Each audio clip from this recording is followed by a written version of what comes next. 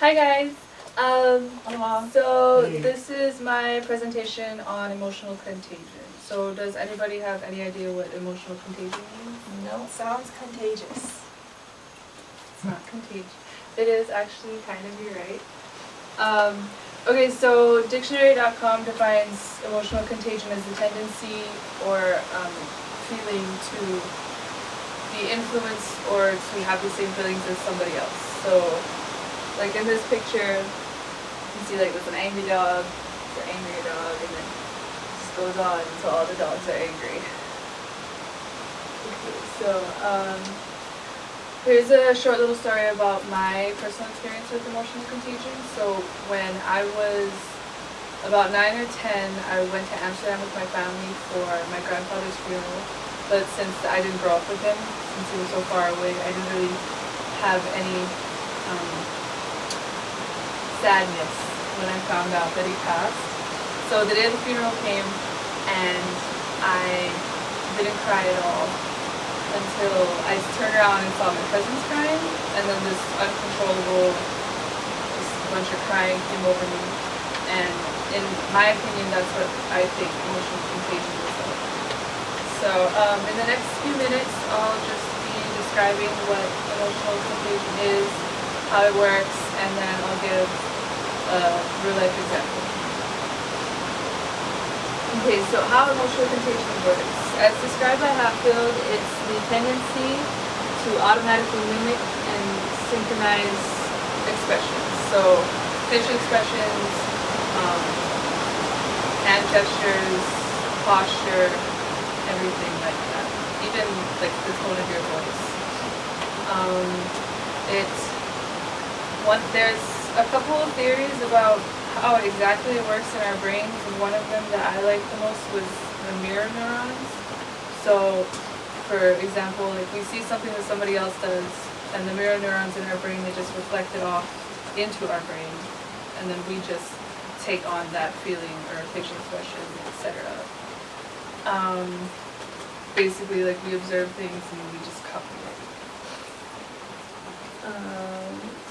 Okay, so who emotional contagion affects more or less?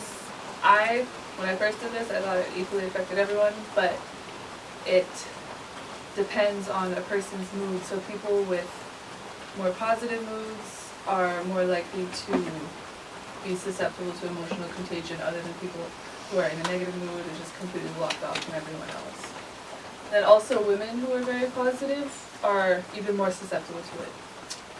And children, since they're still dependent and don't really have a sense of self completely yet, they tend to mimic what their parents do or what people around them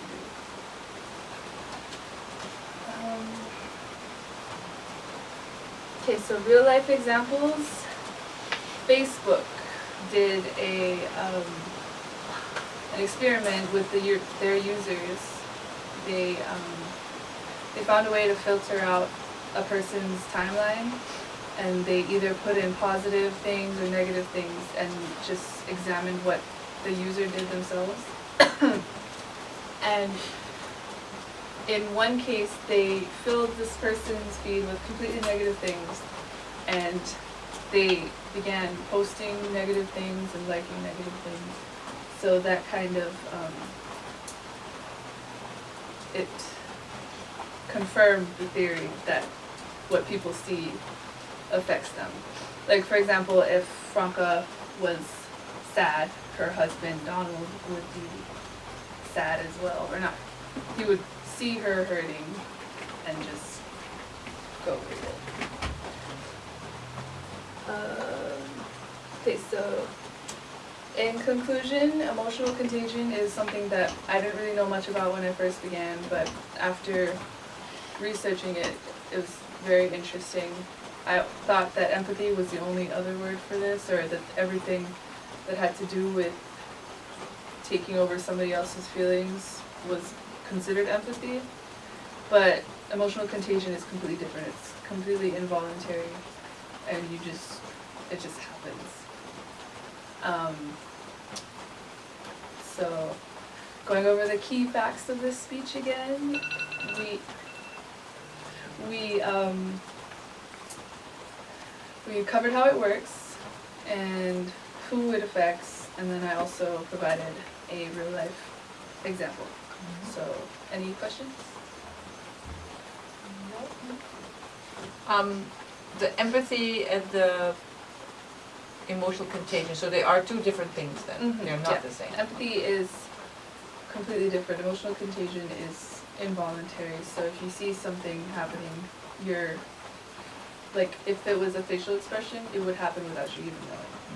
Mhm. And the empathy is more something you feel and you act on. Yes. Rather than it just happening to you. Mm-hmm. There's examples of emotional contagion experiments where they would put these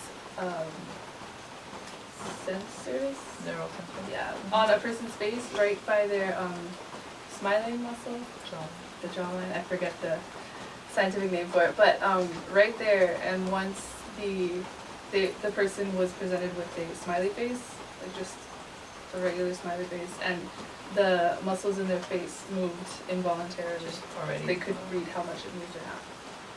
Wow. Yeah. Any other questions? Thank you. Any other questions? No. Does it affect like animals? Yeah.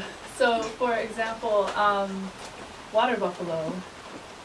When a predator is coming near, one of them is alerted, and there's the feeling or the vibe just goes through the entire herd, and everybody, everything, or all the animals are alerted. Any more questions? No. Thank you. Good job. Thank you. Good job.